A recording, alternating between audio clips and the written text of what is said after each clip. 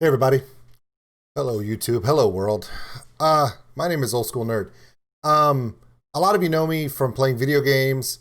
Some of you know me from doing things where I'd react to music videos and stuff. But what some of you don't know about me is I am a huge Star Wars nerd. Huge, no, like huge like how much time you want me to waste telling you how big of a Star Wars nerd I am? There were over 200 novels written after the movie The Return of the Jedi was released. Between when that was released and Disney bought Star Wars and created the Episode 7. I've read them all of them. The Yuuzhan Vong Invasion, the the Admiral Thrawn series, the Jedi Order series, the Rise of the Republic series, you name it, I've read them all. So, like a lot of you who are really deep Star Wars fans, what Disney's done to it with the 3 movies they made, including the Lando movie, the Solo movie, really kind of put a sour taste in your mouth because they took the original storytelling and characters that we grew up and loved and just kind of threw their spin on it, and it wasn't a good spin. It wasn't good storytelling. I just didn't. There were some parts of Episode 7 I liked, and then 8 and 9 just, I wasn't happy with them at all. Which is odd because my 2 favorite things I've ever seen in Star Wars that's been made in the last few years has been The Mandalorian. And you can't tell me there aren't any strong females in that because Gina Carano will come to your house and beat the shit out of you about it.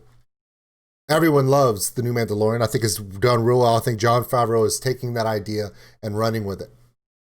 And he's showing everyone that there can be a daring twist of the Star Wars universe that still holds true to the classic story arc and style of storytelling. I did enjoy Rogue One.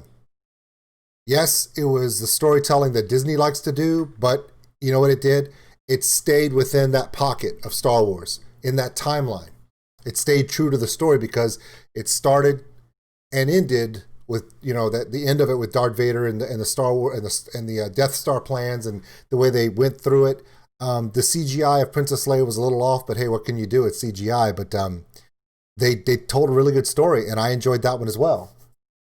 Here's my problem. There's been a lot of comments about what Star Wars is going to do next and everything else.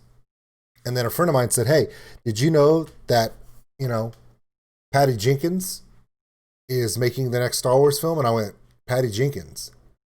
You mean the woman who created Wonder Woman? The movie Wonder Woman? Which, it's funny. Of all the DC movies, have you noticed how it was like Batman Begins, Batman Rises, that Christian Bale Batman series kind of resurrected the DC universe for the most part, but kind of went off the rails with Suicide Squad and Batman v Superman and all of that. But in the midst of all that, Patty Jenkins made this masterpiece called Wonder Woman. And it was one of the best told stories of all the DC Marvel stuff. I mean, of the DC universe. While Marvel is just cranking out monster hits. And then someone said, Disney has hired Patty Jenkins to do the next Star Wars movie. And I'm like, first you take Jon Favreau, who's one of my favorite director creators, and he resurrects The Mandalorian, which I just blow my mind with that. And now you're bringing in Patty Jenkins? Apparently, Disney is starting to catch on that if you don't appeal to those who love Star Wars, they're not going to see your movies. And it hurts you in the bottom line. So here we go. This is the official teaser of the movie that she's making. So let's check it out. This is Patty Jenkins going to be doing the next Star Wars movie. Here we go.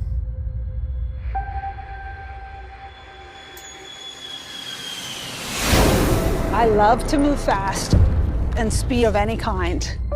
I think that that's because I grew up the daughter of a great fighter pilot. Awesome. And every day I would wake up and go outside and look up and see my father and his squadron taking off in their F-4s roaring across the sky. And it was the most thrilling thing still I've experienced in my entire life.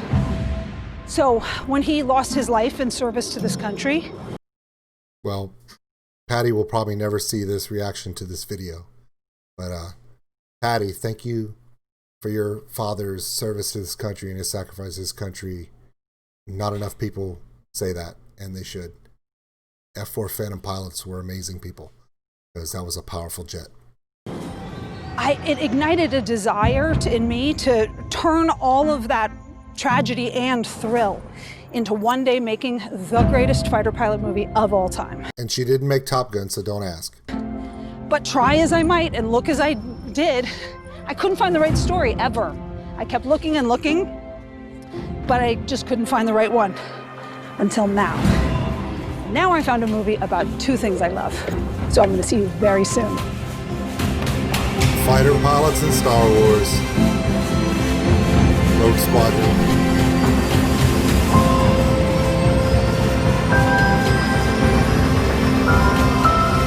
Wow. Oh, Lord. Oh, my God. Okay, before we say another word about that, as long as Disney stays the hell out of Patty's way, I have high hopes for this. There's a lot of things that people know about the Star Wars universe. The Jedi, the Sith, lightsabers, Yoda, Baby Yoda, the Millennium Falcon. Those are all iconic ideas. R2-D2, C-3PO, Chewbacca. If you go around and you say those names, people go, oh yeah, I know what that is, and they know. But you say the word Rogue Squadron, only those of us who are true Star Wars fans really know what that is. Rogue Squadron, the best way to describe it would be the best of the best, the elite of starfighter pilots. And they put them all on a squadron, and Luke was part of the squadron. Wedge Antilles, who was the son of Captain Antilles. If you go watch the original trilogy, Wedge is part of both Death Star battles. And these pilots in Rogue Squadron, insurmountable odds. There are books, novels about Rogue Squadron in the expanded universe that is now considered not canon, but it is, but it's not, but it is, but it's not. So those are some of the books that I remember the most as Rogue Squadron.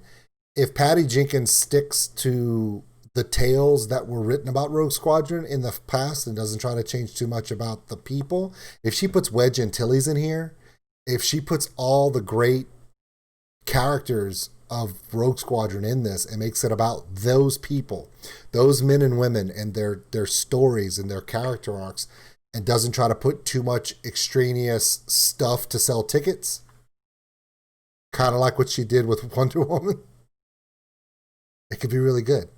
I'm looking forward to it. I'm interested. It's got my attention. Hopefully it has yours too. My name is Old School Nerd. The link to this original official teaser will be in the comments below. Please like and subscribe. Check out some more stuff. I'm going to be doing some more reactions to this kind of stuff because anything that's got me excited, I got to share it with y'all.